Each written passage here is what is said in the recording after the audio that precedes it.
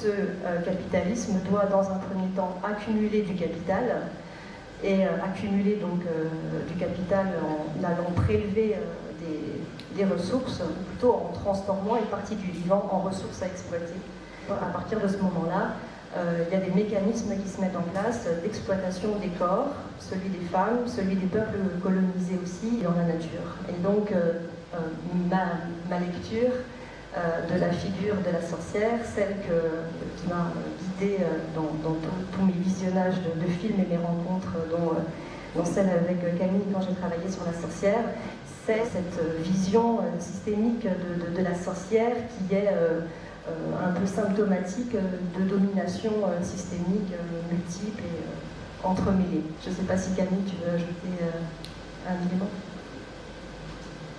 Oui, pour aller dans ton sens, c'est vrai qu'il y a vraiment ce triple système du patriarcat, du colonialisme et du capitalisme qui finalement, dans lequel on pourrait dire elle est comme prise au piège, elle est comme à l'intérieur d'une toile d'araignée, cette sorcière. Et elle est effectivement le symptôme de ce broyage où en fait tout est source de récupération et de domination. Et